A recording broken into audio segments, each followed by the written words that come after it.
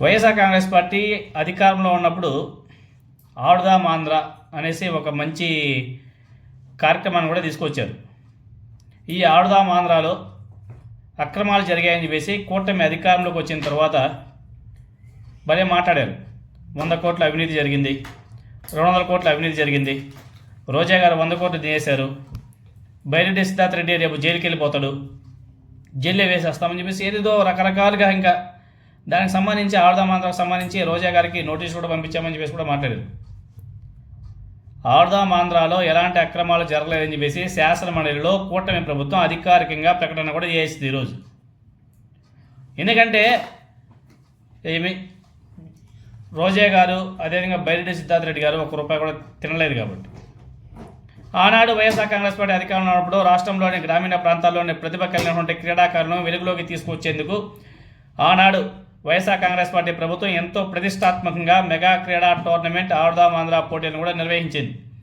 అయితే ప్రస్తుత శాసన మండలి సమావేశాల్లో ఆడుదాం ఆంధ్ర నిర్వహణలో అక్రమాలు జరిగాయా అని చెప్పేసి తెలుగుదేశం పార్టీకి సంబంధించినటువంటి ఎమ్మెల్సీలు రామారావు అదేవిధంగా రామ్ భూపాల్ రెడ్డి ప్రశ్నిస్తే దానికి కూటమి ప్రభుత్వం స్పందించడం కూడా జరిగింది. అందుకు రాష్ట్ర ప్రభుత్వం తరపున మంత్రి గారు రాంప్రసాద్ రెడ్డి గారు ఆయన ఒక స్టేట్మెంట్ కూడా ఇచ్చాడు. రాష్ట్ర ప్రభుత్వం తన సమాధానంలో అవినీతి జరిగిందని ఎక్కడా కానీ చెప్పలేదు.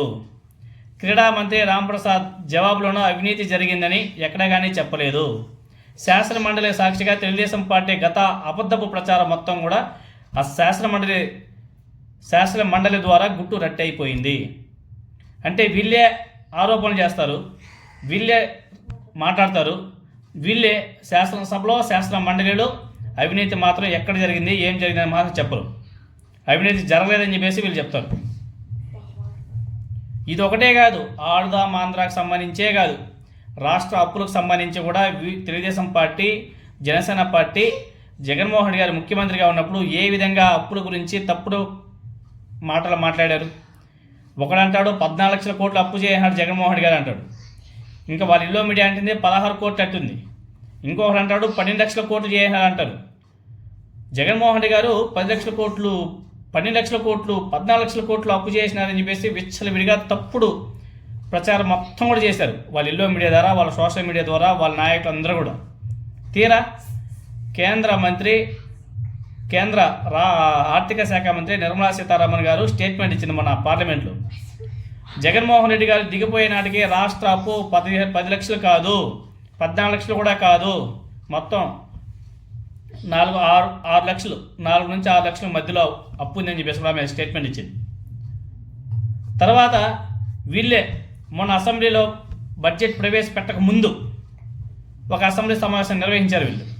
ఆ అసెంబ్లీ సమావేశాల్లో కూడా వీళ్ళు చెప్పినటువంటి లెక్కల ప్రకారం రాష్ట్ర అప్పు 6 లక్షల కోట్లు. వీళ్ళు చెప్పినటువంటి లెక్కల ప్రకారం 6 లక్షల కోట్లు కూడా గతంలో చంద్రబాబు నాయుడు గారు చేసినటువంటి అప్పు అప్రాక్సిమేట్గా 4.5 లక్షలు. జగన్మోహన్ రెడ్డి గారు వచ్చి చేసింది 1.5 లక్షలు, 2 లక్షలు అప్రాక్సిమేట్లీ. మొత్తం కలుపుకుంటే 6 లక్షలు సంథింగ్ ఎంతో ఉంది అప్పు. వీళ్ళు చేసిన అప్పు, వీళ్ళు మాట్లాడినటువంటి తప్పుడు మాటలు 10 లక్షల కోట్లు 14 లక్షల కోట్లు అని చెప్పేసి మాట్లాడారు. తీరా కేంద్ర ఆర్థిక శాఖ మంత్రి గారు చెప్పారు రాష్ట్ర అప్పు 6 లక్షల కోట్లే, జగన్మోహన్ రెడ్డి గారు 2 లక్షల కోట్లు మాత్రమే అప్పు చేశాడనేసి వీళ్ళే అసెంబ్లీలో ప్రకటించారు రాష్ట్ర అప్పు 6 లక్షల కోట్లని. కానీ ఇప్పుడు మొన్న బడ్జెట్ ప్రవేశపెట్టారు.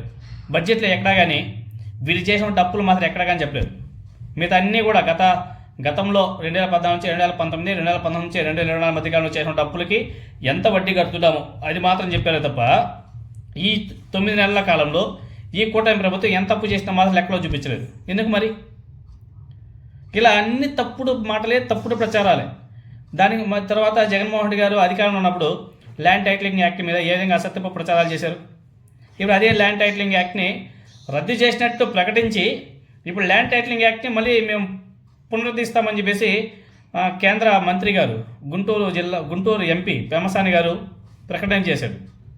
జగన్మోహన్ రెడ్డి గారు చేస్తేమో తప్పు, వీళ్ళు చేస్తేమో ఒప్పు అంట. ల్యాండ్ టైటిలింగ్ యాక్ట్ మళ్ళీ రాబోతుంది. అంటే వీళ్ళు చేసినటువంటి గత తప్పుడు ప్రచారం అంతా కూడా ఇప్పుడు రట్టు అవుతుంది. వీళ్ళ గతంలో చేసినటువంటి మాటలన్నీ కూడా తప్పుడే అని చెప్పేసి వీళ్ళే నిరూపించుకుంటున్నారు. అది కూడా ఎక్కడో కూడా కాదు, శాసన మండలి శాసనసభలో అదేవిధంగా పార్లమెంట్లోనే వీళ్ళే నిరూపించుకుంటున్నారు.